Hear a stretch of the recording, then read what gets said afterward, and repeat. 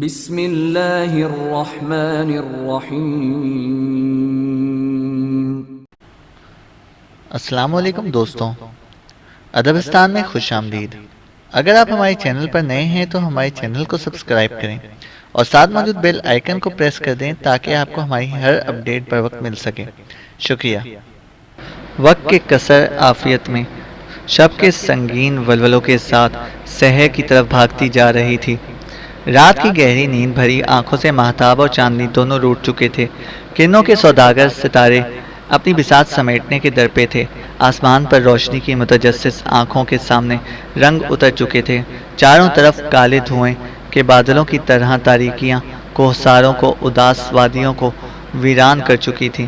ایسے میں سحر خیز تکبیریں بلند کر کے پہر سے موتی ابر سے آب صفا نکال دینے والے سدرہ نشین رسول کے مجاہد شب کے سایوں میں ڈوبی اندھی ویرانیوں میں اپنی اپنی منزل کی طرف روانہ ہو چکے تھے۔ ارسلان وادی طالقان کی الموت کی سمت گیا تھا۔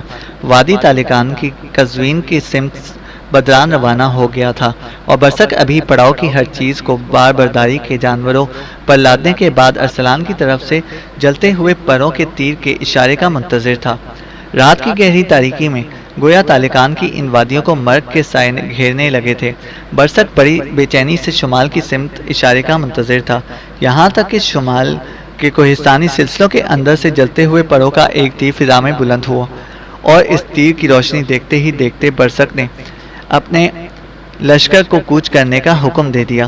جس طرح ارسلان نے کہا تھا کہ اس طرح شور مچاتے اپنے لشکریوں کے واویلے اور گھوڑوں باربرداری کے جانوروں کے گلے میں بندی گھنٹیوں کی صداؤں کے طوفان کے ساتھ برسک طالقان کی ان وادیوں میں داخل ہوا تھا۔ وہ کھلا میدان تھا جو تاریکی میں ڈوبا ہوا تھا۔ میدان میں تھوڑا سا آگے جا کر برسک نے فضاؤں کے اندر ارسلان اور بدران کو اشارہ دینے کے لیے جلتے پروں کا ایک تیر داغ دیا۔ اس تیر کا داغا جانا تھا کہ ارسلان اپنے مخبر رہنماؤں کی راہبری میں حرکت میں آیا۔ پھر وہ وادی طالقان کے قلعہ الموت کی سمت گھات لگانے والے حسن بن صبا کے فدائیوں پر گلیوں کے ملبوں، ندیوں کو صحراؤں، آنکھوں کو مسافر ویرانیوں، فضا کو اڑتی دھول، زمین کو سرخ روئی اور بے روک طوفانوں کی طرح حملہ آور ہو گیا۔ ارسلان کا یہ حملہ ایسا خوفناک، ایسا اچانک، ایسا زوردار تھا کہ جیسے وقت کے بھنور کی ساری گرہیں کسی نے کھول دی ہوں۔ ارسلان اور اس کے لشکری رات کے گہری تاریکی میں حسن بن صبا کے لشکر کے اس حصے پر امیدوں کے ہرے ساحلوں کو یاس و ہرما کے زندان، لمحوں کو مان کر دینے والے صدیوں کے خونی عذاب کی طرح اپنا ہدف بناتے چلے جا رہے تھے۔ مسلمان مجاہد اندھیرے کے اندر اس طرح حسن بن صبا کے فدائین پر حملہ آور ہو رہے تھے جیسے کارکنان قضا و قدر کو ستاروں کی صورت نقیب بنا کر قدرت ان کی بہترین رہنمائی کر رہی ہو۔ سینوں میں تیر کھا کر مسکرانے والے مجاہدوں کے ارادوں میں کوئی پسپائی نہ تھی۔ اپنے تیز حملوں سے انہوں نے ایسا سما باندھ دیا تھا جیسے خاموش فضائیں ان کے اشاروں پر ناچ اٹھنے کے لیے پیدا کی گئی ہوں۔ ارسلان کے ساتھ بدران بھی حرکت میں آیا اور وہ بھی حسن بن صبا کے لشکر کے اس حصے پر جو طالقان کی وادیوں کے قزوین شہر کی سمت تھا۔ پرانی یادوں کی گرد میں انگنت وہموں کی صداؤں اور بنجر وادیوں کے تھل میں تبدیل کر دینے والی عناصر کی طغیانیوں کی بے روک کارکنوں کی طرح ٹوٹ پڑا تھا۔ دوسری جانب برسک جب اپنے حصے کے لشکر کے ساتھ ان وادیوں کے وسط میں اس کھلے میدان میں آیا تو پشت کی جانب سے حسن بن صبا کا وہ لشکر نمودار ہوا جو جنوب کی سمت میں گھات لگائے ہوئے تھا۔ برسک بڑا چوکنا تھا۔ جو ہی اس نے دیکھا کہ دشمن پشت کی طرف سے نکلا ہے وہ فوراً مڑا اور باربرداری کے جانوروں کو وہ پہلے ہی اپنے آگے ہانک رہا تھا۔ ایک دم وہ اپنے لشکر کے آگے آیا، پھر پشت کی طرف سے نمودار ہونے والے حسن بن صبا کے لشکر پر وہ بلند و بالا حیات کی شکنوں کو، خون کی گھنگور لہروں، جسموں کو مٹی کے گھروندوں، بے کراں وقت کے لا فنا پاسبانوں کی طرح حملہ آور ہو گیا۔ اس طرح 3 جگہ 6 لشکروں کے آپس میں ٹکرانے سے خشک برفانی ہواؤں کے اندر برہنہ قذاب ناچ اٹھی تھی۔ سر تن سے اس طرح جدا ہونے لگے تھے جیسے سر برہنہ شاخوں اور برگوں بار کی قسمت میں جدائی لکھی جانے لگی ہو۔ جادوئے بابل کی امینوں، سحر سامری کے پاسبانوں، آرزوئے معینے رکھ کے رکھوالوں اور رسول عربی صلی اللہ علیہ وآلہ وسلم کے جانثار انماء الصبر متا لا برار کے نعرے بلند کرتے ہوئے اقرا بیس میں ربک کے امینوں، غار ہرا کے پاسبانوں، درسگاہ جہاں کے معلموں، رفیقان ملت کے پیکروں کی طرح حسن بن صبا کے ساتھیوں کو قابیل اور طاغوت کے ساتھی جان کر حملہ آور ہو رہے تھے اور رات کی گہری تاریکی میں کوشش کر رہے تھے کہ ان کی تعداد کو تیزی سے کم کرتے چلے جائیں۔ حسن بن صبا کے وہ تینوں عساکر سوچ بھی نہیں سکتے تھے کہ حملہ آور اس قدر ترتیب و تنظیم کے ساتھ ان کے لشکر کے تینوں حصوں کو بیک وقت ہدف اور نشانہ بنا لیں گے۔ انہیں بے حد نا امیدیوں اور تشویش کا سامنا کرنا پڑا، جبکہ ارسلان بدران اور برسک نے ان کے لشکر کے تینوں حصوں کو پسپائی اختیار کرنے پر مجبور کرتے ہوئے تالکان کی وادیوں کے اس میدان میں ایک جگہ جمع کر دیا تھا اور خود بھی تینوں اپنے لشکر کے ساتھ اکٹھے ہو گئے تھے۔ حسن بن صبا کے ساتھیوں نے یکجا ہو کر ایک بار پھر ارسلان بدران اور برسک کا مقابلہ کرنے کی ٹھانی، لیکن جب انہوں نے دیکھا کہ ان تینوں کا مقابلہ کرنا ان کے بس کی بات نہیں اور صبح تک وہ ان سب کا قتل عام کر کے رکھ دیں گے، تب وہ کوہستانی سلسلوں کے خفیہ اور نزدیک ترین راستوں کے ذریعے اپنے مضبوط اور مستحکم قلعے الموت کی طرف بھاگے۔ ارسلان بدران اور برسک بڑی خواری سے ان کے تعاقب میں لگ گئے۔ لشکر کا ایک حصہ علیحدہ کر دیا گیا تھا تاکہ وہ بابرداری کے ان جانوروں کو ہنکاتا ہوا پیچھے لائے جن پر رسد اور دوسرا سامان ضرورت لدا ہوا تھا۔ اس دوران نظام الملک طوسی کی موت کے بعد عالم اسلام کا ایک دوسرا بڑا حادثہ ہوا۔ وہ اس طرح کہ سلطان ملک شاہ سلجوقی نے ابھی ارسلان بدران اور برسک کو حسن بن صبا کی مہم پر روانہ نہ کیا تھا کہ سلطان نہر دجیل کے کنارے شکار کھیلنے گیا۔ کہتے ہیں وہاں اس نے گوخر کے کباب کثیر مقدار میں کھائے، جس سے اس کے معدے پر بوجھ پڑا، تاہم کچھ دن تک علاج ہوتا رہا۔ اس دوران ارسلان بدران اور برسک حسن بن صبا کی مہم پر روانہ ہو گئے۔ سلطان نے انہیں تسلی دی کہ وہ ٹھیک ہو جائے گا، لیکن حالت بگڑتی گئی۔ گوخر کے کباب کھانے سے سلطان کو تپ محرکہ ہو گیا۔ سلطان کو بغداد لایا گیا، جہاں عالم اسلام کے اس عظیم الشان فرما روا نے داعی اجل کو لبیک کہا۔ وفات کے وقت سلطان ملک شاہ سلجوقی کو حکومت کرتے ہوئے 20 سال گزر گئے تھے۔ اس کی عمر اس وقت 38 سال کے لگ بھگ تھی۔ سلطان ملک شاہ سلجوقی ایک عظیم الشان سلطنت کا فرما روا تھا۔ اس کی سلطنت مشرق میں کاشغر تک، مغرب میں بحیرہ روم کے ساحلوں، شمال میں جارجیا اور خوارزم تک، جبکہ جنوب میں اس کی سلطنت یمن تک پھیلی ہوئی تھی۔ اتنی بڑی، اتنی وسیع سلطنت کو سنبھالنے اور بیرونی و اندرونی معاملات کو اپنی گرفت میں رکھنے کے لیے ایک کافی بڑے اور زبردست لشکر اور بے پایاں جنگی قوت کی ضرورت تھی۔ سلطان مستقل مزاج انسان تھا۔ اس کے سارے لشکروں کی تعداد 4 لاکھ کے لگ بھگ تھی، جس میں سے 50,000 سوار اور باقی پیادہ تھے۔ مورخین اس بات پر متفق ہیں کہ سلطان ملک شاہ سلجوقی کے دور کو نہایت امن اور خوشحالی کا دور گنا جاتا ہے۔ علامہ ابن خلقان نے انتہا درجے کی معتبر اسناد کی بنیاد پر لکھا ہے کہ سلطان ملک شاہ سلجوقی کے زمانے میں امن و امان کی یہ حالت تھی کہ ترکستان سے لے کر شام کی سرحدوں تک قافلے بغیر کسی حفاظت اور بدرکا کے سفر کرتے تھے۔ اسی طرح اکا دکا مسافر خواہ سونا اچھالتے ہوئے جائیں، کوئی ان کی طرف آنکھ اٹھا کر بھی نہیں دیکھ سکتا تھا۔ سارے ملک میں مناسب مقامات پر حفاظتی چوکیاں بنی ہوئی تھیں۔ اگر کسی چوکی کی حدود میں کوئی جرم سرزد ہو جاتا تو سلطان متعلقہ چوکی کے سربراہ سے سخت بازپرس کرتا تھا۔ چنانچہ ان انتظامی چوکیوں کی وجہ سے سلطنت کے اندر ہر طرح کا امن و امان قائم تھا۔ اسی طرح مورخ سید امیر علی لکھتا ہے کہ سلطان ملک شاہ کی وسیع سلطنت کی حدود میں، جو چین سے لے کر مغرب میں بحیرہ روم تک اور شمال میں جارجیا سے لے کر جنوب میں یمن تک پھیلی ہوئی تھی، ہر طرف امن و امان کا چرچا تھا۔ سلطان نے خلیفہ ہارون الرشید اور مامون الرشید کی طرح تاجروں اور حاجیوں کی حفاظت کے لیے سڑکوں اور شاہراہوں پر جا بجا سرائے اور انتظامی چوکیاں بنوائیں۔ اس کی حکومت بلحاظ عظمت و شوکت اور لوگوں کی خوشحالی کے بہترین اور مثالی حکومتوں میں شامل کی جاتی ہے۔ سلطان ملک شاہ سلجوقی اور عالم اسلام کا ایک بہترین منصف مزاج سلطان تھا۔ مورخین اس کی انصاف پسندی کی 3 عمدہ مثالیں پیش کرتے ہیں، جو کچھ یوں ہیں۔ کہتے ہیں ایک دفعہ ایک حبشی غلام روتا ہوا سلطان کے پاس آیا اور فریاد کی کہ میں ایک تربوز خرید کر لایا تھا، ایک ترک سردار کے سپاہی مجھ سے چھین کر لے گئے۔ سلطان نے کہا ہمارے خیمے میں خاموش ہو کے بیٹھ جا۔ پھر اپنے خادم خاص کودن کو بلایا اور کہا میرا دل تربوز کو کھانے کو چاہتا ہے، کہیں سے لاؤ۔ کہتے ہیں کہ کودن نے پورے پڑاؤ کی تلاشی کرائی تو وہی تربوز ایک سردار کے خیمے سے مل گیا۔ اسے لے کر وہ سلطان کی خدمت میں حاضر ہوا اور کہا یہ تربوز فلاں سردار کے خیمے سے ملا ہے۔ سلطان نے اس امیر کو بلا بھیجا۔ امیر حاضر ہوا تو سلطان نے پوچھا کہ یہ تربوز کہاں سے آیا ہے۔ اس نے عرض کیا کہ میرے سپاہی کہیں سے لائے تھے۔ سلطان نے حکم دیا ان کو حاضر کرو۔ سردار سمجھ گیا کہ ان لوگوں کی خیر نہیں۔ تھوڑی دیر بعد واپس آ کر کہنے لگا حضور وہ سپاہی تو کہیں باہر گئے ہوئے ہیں۔ سلطان جان گیا کہ یہ سردار دروغ گوئی اور جھوٹ سے کام لے رہا ہے۔ اس نے فوراً اس حبشی غلام کو طلب کیا جس سے تربوز کھو جانے کی شکایت کی تھی۔ اسے مخاطب کر کے سلطان کہنے لگا یہ امیر میرا غلام ہے، میں تیرے تربوز کے عوض اس کو تیری غلامی میں دیتا ہوں، جب تک تجھے خوش نہ کرے تیرا غلام رہے گا۔ یہ سن کر لشکر کا وہ سردار کانپ اٹھا۔ خیمے سے فوراً نکل کر اس نے حبشی غلام سے معافی مانگی اور اسے 300 درہم دے کر اس کی غلامی سے خلاصی حاصل کی۔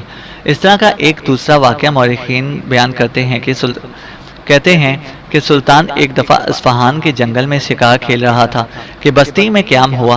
لشکریوں نے ایک فربا گائے کو پکڑ کر ذبح کر لیا اور اس کے کباب بنا کر کھا گئے۔ یہ گائے ایک غریب بیوہ کی تھی۔ اس کے دودھ سے وہ اپنے 3 بچوں کی پرورش کرتی تھی۔ اس کو اپنی گائے کا حشر معلوم ہوا تو بڑی بدحواس ہوئی، بہت چلائی، لیکن سپاہیوں نے اس کی ایک نہ سنی۔ بیچاری نے رو دھو کر ساری رات کاٹی۔ صبح ہوئی تو چھپتے چھپاتے اصفہان کے مشہور شہر زندہ رود کے پل پر جا کھڑی ہوئی، کیونکہ سلطان اسی پل پر سے گزرنے والا تھا۔ جب سلطان کی سواری پل پر پہنچی تو وہ معان سلطان کے سامنے آئی اور نہایت بے باکی سے کڑک کر کہا اے الپ ارسلان کے بیٹے، میرا انصاف اس نہر کے پل پر کرو گے یا پل صراط پر؟ جو جگہ پسند کرو انتخاب کر لو۔ یاد رکھنا مظلوم کی فریاد میں بڑا اثر ہوتا ہے۔ کہتے ہیں سلطان کے جسم پر کپ کپی طاری ہو گئی، فوراً گھوڑے سے اتر پڑا، ملائمت سے کہا بڑی اماں پل صراط کی طاقت نہیں ہے، میں تیرا انصاف اسی پل پر کروں گا، بلا خوف و خطر بتاؤ تم پر کس نے ظلم کیا ہے؟ بڑھیا نے اپنا سارا قصہ بیان کیا۔ سلطان کو اپنے لشکریوں کی زیادتی کا حال سن کر بہت افسوس ہوا۔ اس نے ان کو سرزنش کی، بڑھیا سے معافی مانگی اور اس کو حکم دیا کہ اس کو اسی وقت 70 گائیں دی جائیں۔ سلطان کے حکم پر فوری تعمیل ہوئی۔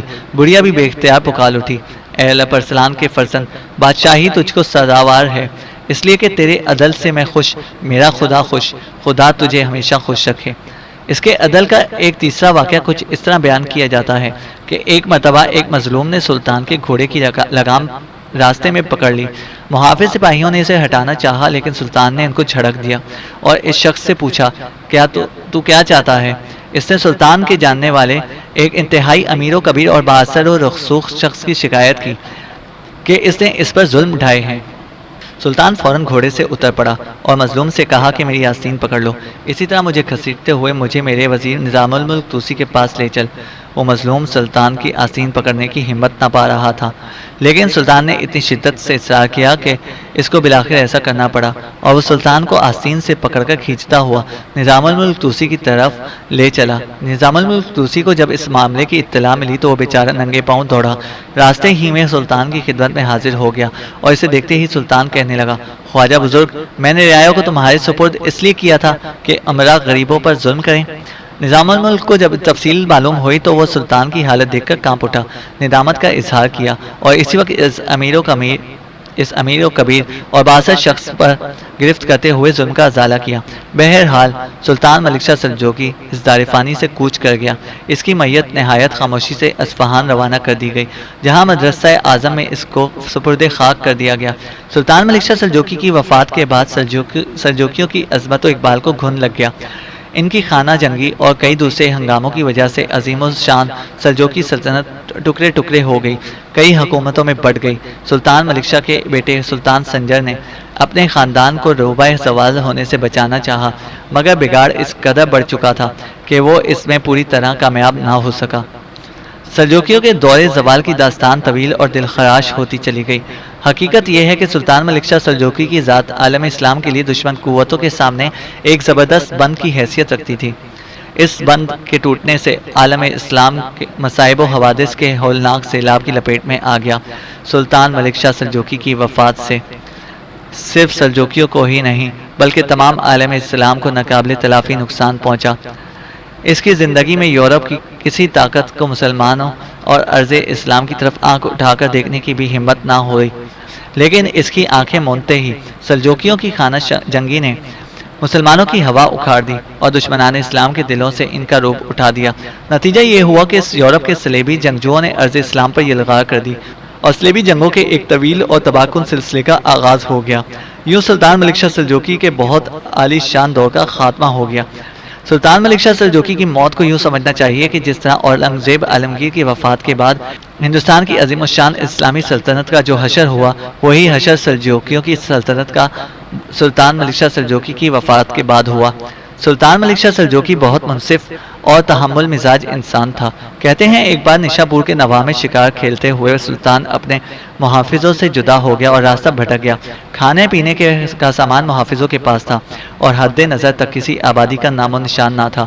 ادھر ادھر پھرتے بھوک پیاس سے ہلکان ہو گئے کہ اچانک ایک کسان اپنے کھیت میں کام کرتا نظر آیا۔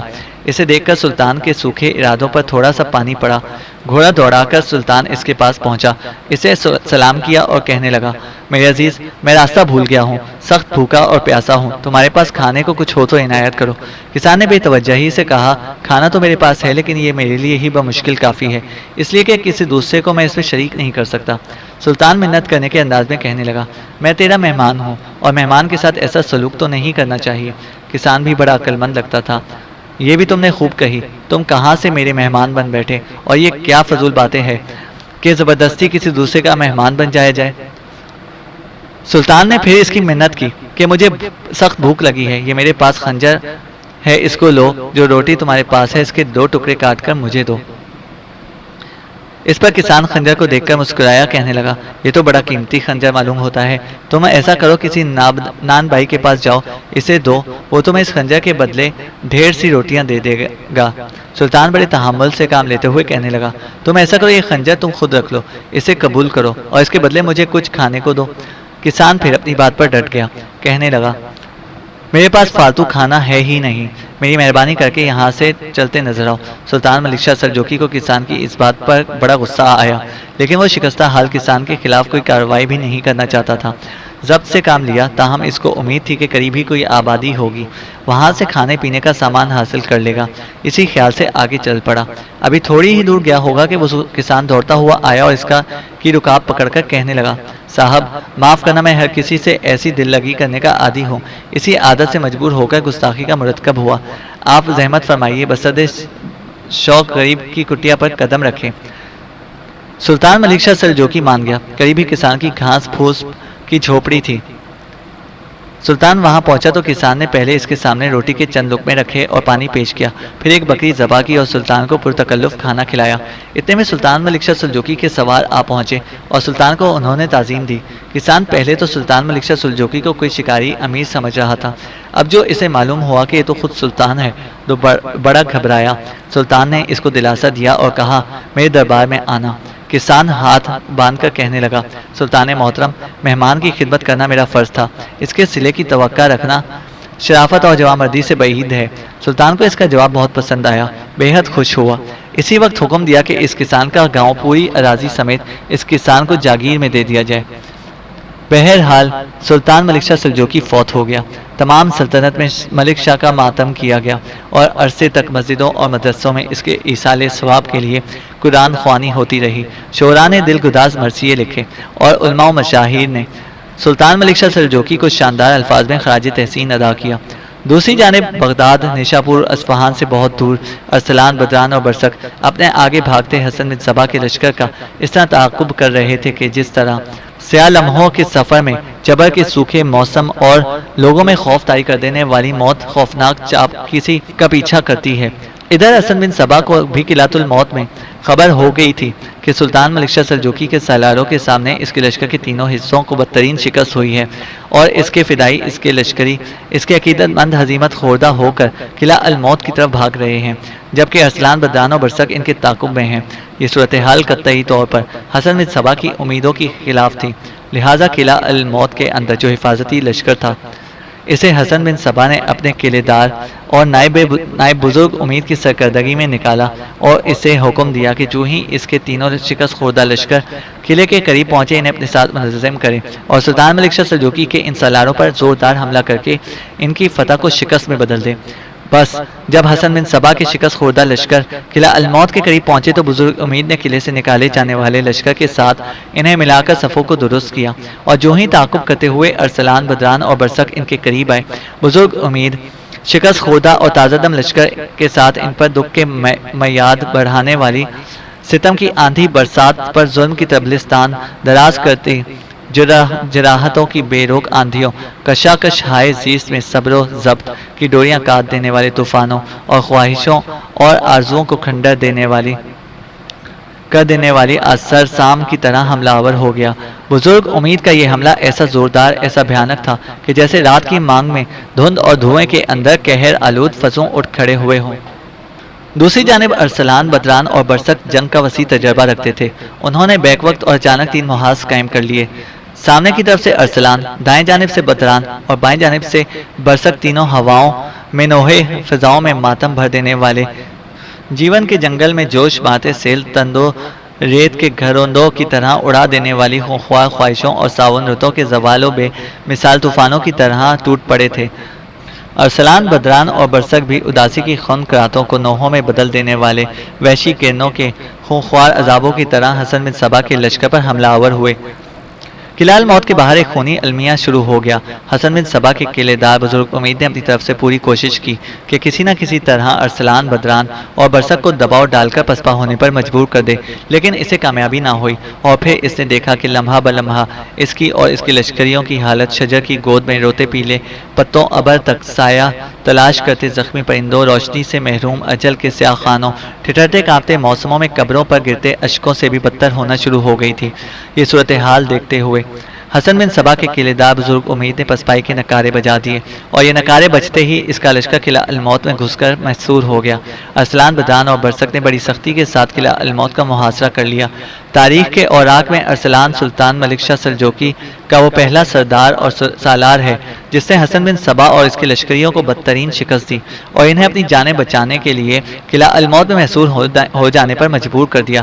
پر ہائے بدقسمتی، جس وقت ارسلان، بدران اور برسک نے بری طرح قلعے کا محاصرہ کر رکھا تھا، کھانے پینے کی کوئی بھی چیز اندر نہیں جانے دے رہے تھے، اسی وقت انہی دنوں ارسلان کو سلطان ملک شاہ سلجوقی کے مرنے کی خبر پہنچی، جس کی بنا پر ارسلان، بدران اور برسک تینوں قلعہ الموت کا محاصرہ ترک کر کے بڑی تیزی اور برق رفتاری سے اصفہان کا رخ کر گئے۔ ختم شد۔